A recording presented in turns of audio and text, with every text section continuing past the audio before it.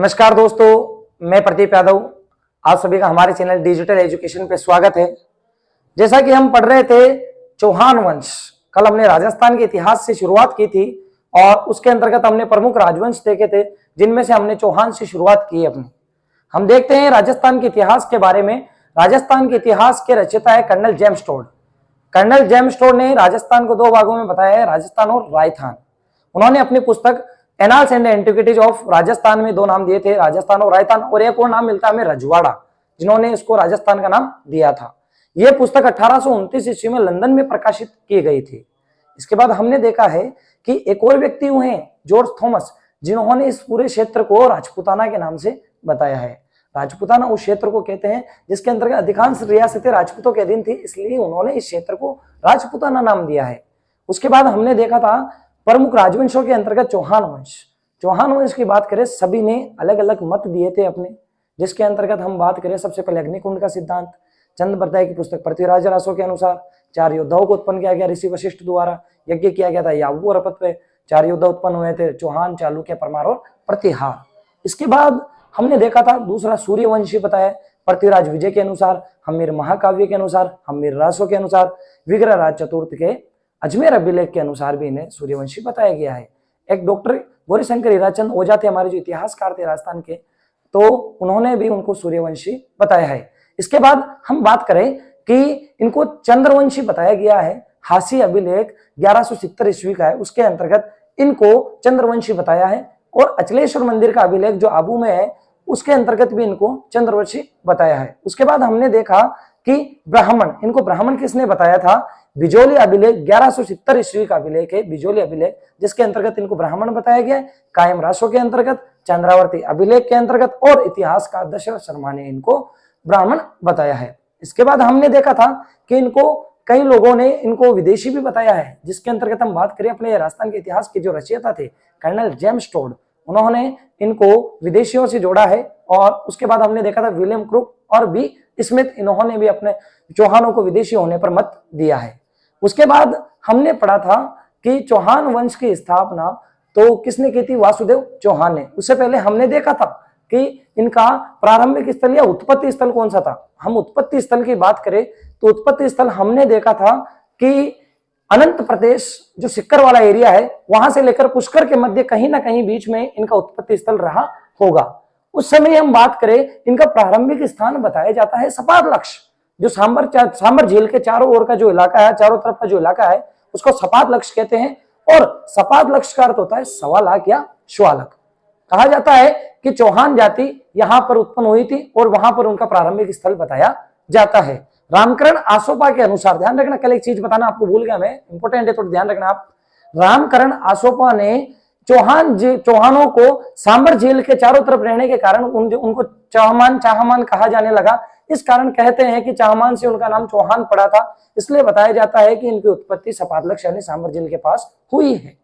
इसके बाद हमने देखा था कि चौहान वंश की जो स्थापना की थी, या जो हम कह सकते हैं संस्थापक कौन थे? वासुदेव चौहान। वासुदेव चौहान ने 551 ईस्वी में चौहान वंश की नींव डाली। ये बात हमारे को कहां से पता चलती है? राजशेखर की पुस्तक प्रबंध कोश में ये जानकारी मिलती है। इसके बाद हम बात करते हैं, वासुदेव ने सांबर झील का निर्माण कराया था, और यह बात हमें किससे पता चलती है? बिजोली अभिलेख जो 1170 ईस्वी का है, उससे। इसके बाद हमने देखा था वासुदेव चौहान के बाद जो हमने सेकंड राजा पढ़ा था, उसका नाम था गुहक प्रथम। गुहक प्रथम के बारे में हमने देखा, उस समय चौहान प्रतिहारों के सामंत हुआ करते थे। उस समय प्रतिहार शासक नागभट्ट द्वितीय था और गुहक प्रथम नागभट्ट द्वितीय का सामंत था। उस समय उसकी निपुणता से खुश होकर नागभट्ट द्वितीय ने गुहक प्रथम को एक उपाधि दी, जिसका नाम था वीर। वीर उपाधि जैसे ही गुहक प्रथम को दी गई, तो गुहक प्रथम ने सोचा कि जब अपने शासक नागभट्ट द्वितीय ने, अपने राजा ने अपने को वीर माना है, तो वाकई में अपन वीर है। तो उसने अपने आप को वीर मानते हुए अपनी खुद की एक अलग से शाखा बना ली, जो चौहान वंश का बताया जाता है। चौहान वंश से संबंधित वो शाखा बताई जाती है कि कहा जाता है कि चौहान वंश का प्रथम स्वतंत्र शासक था गुहक प्रथम, जिसने प्रतिहारों की अधीनता स्वीकार करने से मना कर दिया। उसके बाद हमने देखा है कि बिजोली अभिलेख, कल मैं आपको बता रहा था लास्ट में कि हम कल आने वाले वीडियो में बिजोली अभिलेख के बारे में पढ़ेंगे, और आज हम शुरुआत करते हैं अपने बिजोलिया अभिलेख की। देखिए बिजोली अभिलेख क्या है? यह बिजोलिया के अंतर्गत एक पार्श्वनाथ मंदिर के अंतर्गत लगा हुआ है और इस अभिलेख को एक दिगंबर जैन हुआ था, ध्यान रखना, दिगंबर जैन हुआ था जिसका नाम था लोलाक। दिगंबर जैन लोलाक ने इस अभिलेख को पार्श्वनाथ मंदिर में लगाया था। पार्श्वनाथ मंदिर के अंतर्गत इस अभिलेख को लगाया गया है, ध्यान रखना। इसके बाद हम बात करते हैं इस अभिलेख के अंतर्गत चौहानों को वत्स गोत्रीय ब्राह्मण बताया गया है। चौहानों को वत्स गोत्रीय, ध्यान रखना, ये चीज आपके लिए थोड़ी सी इंपॉर्टेंट रहने वाली आज बिजोली अभिलेख। चौहानों को वत्स गोत्रीय ब्राह्मण बताया गया है, ध्यान रखना एक चीज आप, चौहानों को क्या बताया गया है? वत्स गोत्रीय ब्राह्मण बताया गया है। इसके बाद हम देखते हैं कि इस अभिलेख के अनुसार एक और चीज बताई गई कि वासुदेव ने सांभर झील की स्थापना की थी। वासुदेव ने सांभर झील की स्थापना की थी, यह भी हमें इस अभिलेख के द्वारा पता चलता है। इसके बाद हमने देखा है कि बिजोली अभिलेख के अंतर्गत चौहानों की वंशावलियों के बारे में बताया गया है। इसके अंतर्गत चौहानों की वंशावलियां मिलती है, राजाओं का क्रम मिलता है,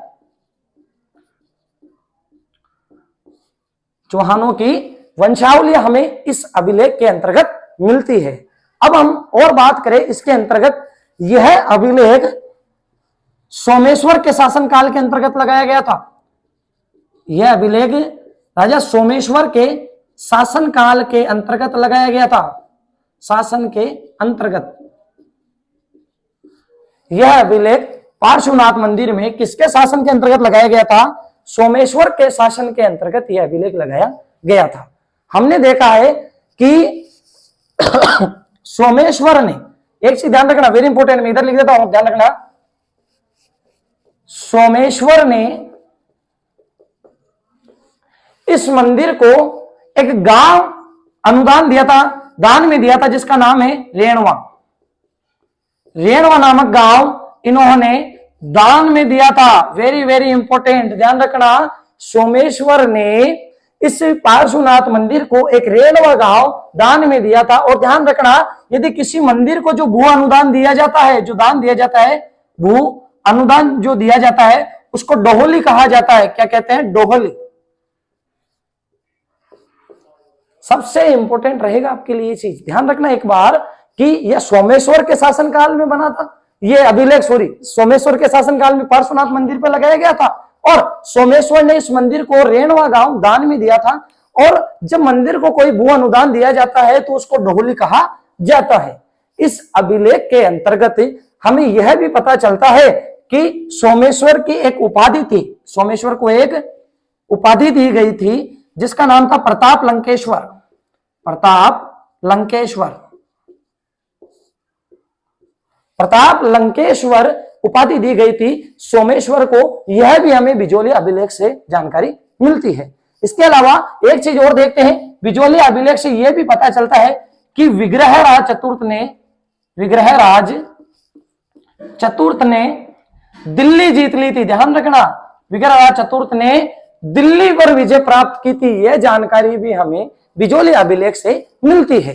इसके बाद हम देखते हैं कि इस अभिलेख से और क्या क्या जानकारी हमारे को प्राप्त होती है। तो वो ध्यान रखना, इस अभिलेख से राजस्थान के प्राचीन नगरों के नाम मिलते हैं। यहां लिख देता हूं मैं आपको, राजस्थान के प्राचीन नगरों के नाम,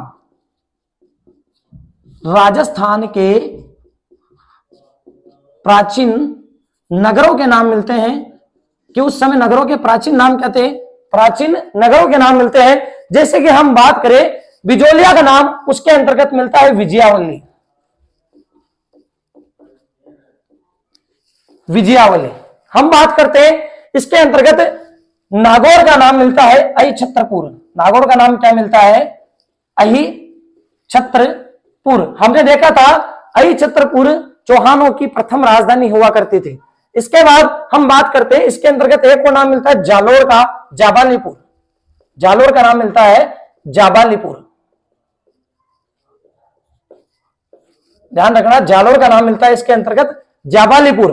ध्यान रखना कि बिजोलिया के अंतर्गत एक ऊपर मार्ग का पठार है और उस उपरमाल का नाम इसके अंतर्गत मिलता है उत्तमाद्री।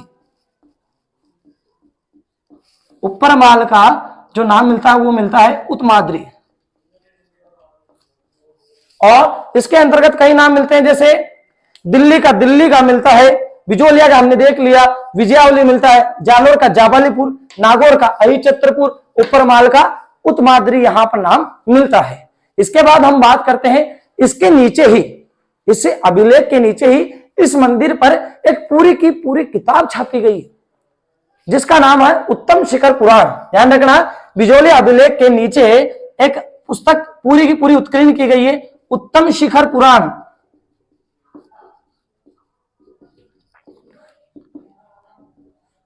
और यह पुस्तक किसके द्वारा लिखी गई है? सिद्धसेन सूरी। सिद्धसेन सूरी। ध्यान रखना, जितने भी अपन बात करते हैं राइटर, उनके पीछे जिनके पीछे सूरी लगता है वो सारे के सारे जैन राइटर हुए थे हमारे। तो हम ध्यान रखना, इस बिजोली अभिलेख के नीचे इसी मंदिर पे हम अभिलेख की बात करें। देखो अभिलेख किसे कहते हैं? जो किसी मोटे पत्थर पर या किसी भाटे पे जो खुदाई करके जो लिखाया जाता है उसे हम अभिलेख कहते हैं। ये बिजोलिया पार्श्वनाथ मंदिर पे लगा हुआ है और उसी के नीचे एक और अभिलेख लगा हुआ है जिसका नाम हम बात कर सकते हैं अभिलेख, या कह सकते हैं पुस्तक लिखी गई है, पूरी की पूरी पुस्तक छापी गई है उस मंदिर पर जिसका नाम है उत्तम शिखर पुराण। और ये पुस्तक किसकी थी? सिद्धसेन सूरी की। हम बात करते हैं इस बिजोलिया अभिलेख से प्रशासनिक जानकारी भी मिलती है कि यहाँ का प्रशासनिक विभाजन किस प्रकार था। हमने देखा है कि इस अभिलेख के अंतर्गत हमें वहां के, जो हम बात करें ग्रामीण क्षेत्र के, वहां के प्रशासन की भी जानकारी मिलती है। देश, देश के बाद पतन, पतन पर पल्ली, ग्राम, इनके विभाजन की जानकारी मिलती है। तो ये सारी जानकारी हमारे को कहां से मिलती है? बिजोलिया अभिलेख। बिजोलिया अभिलेख 1170 ईस्वी का है। इसमें इसका निर्माण दिगंबर जैन लोलाक ने करवाया था और पार्श्वनाथ मंदिर में लगवाया गया है। चौहानों को वत्स गोत्रीय ब्राह्मण बताया गया है। इसके अंतर्गत वासुदेव ने सांबर झील का निर्माण कराया था, ये सभी लेख में बताता है। चौहानों की वंशावलियों के बारे में इसमें बताया गया है। सोमेश्वर के शासन के अंतर्गत यह लगवाया गया था। और राजस्थान के प्राचीन नगरों के नाम मिलते हैं, हमने देख लिया। और सोमेश्वर ने इस मंदिर को एक रेणवा नामक गांव दान में दिया था। जो भूमि मंदिर को अनुदान दी जाती, जो दान में दी जाती, उसको हम डोहली कहते हैं। इसके बाद हमने देखा था इसके अंदर के सोमेश्वर की एक उपाधि बताई जाती है जिसका नाम है प्रताप लंकेश्वर है। और इसमें राजस्थान के प्राचीन नगरों की बात करें, नागौर को अहिछत्रपुर, जालोर को जाबालीपुर, बिजोलिया को विजयावली, और जो उपरमाल का पठार था उस उपरमाल को उत्तमाद्री बताया गया है। इसके बाद हम यदि बात करते हैं बिजोली अभिलेख के अंतर्गत, तो इसके रचनाकार कौन थे? वेरी इंपॉर्टेंट, ध्यान रखने की चीज मैं यही लिख देता हूं। इसके रचनाकार थे गुणभद्र। गुणभद्र इसके रचनाकार थे। और हम बात करें इसके उत्कीर्णकर्ता कौन थे? उत्कीर्णकर्ता थे इसके गोविंद।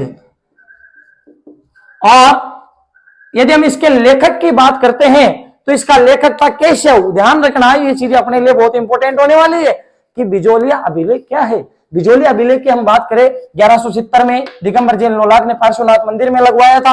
रचनाकार गुणभद्र, उत्कीर्णकर्ता गोविंद हो गए। चौहानों की वंशावली मिलती है। सांबर झील का निर्माण वासुदेव ने कराया। चौहानों को वत्स गोत्रीय बताया। ये सारी जानकारी हमारे को बिजोलिया अभिलेख से मिलती है। अब हम आज पढ़ेंगे इसके आगे, जो कल हमने गोक प्रथम तक पढ़ा था उसके आने वाले शासकों के बारे में हम इस वीडियो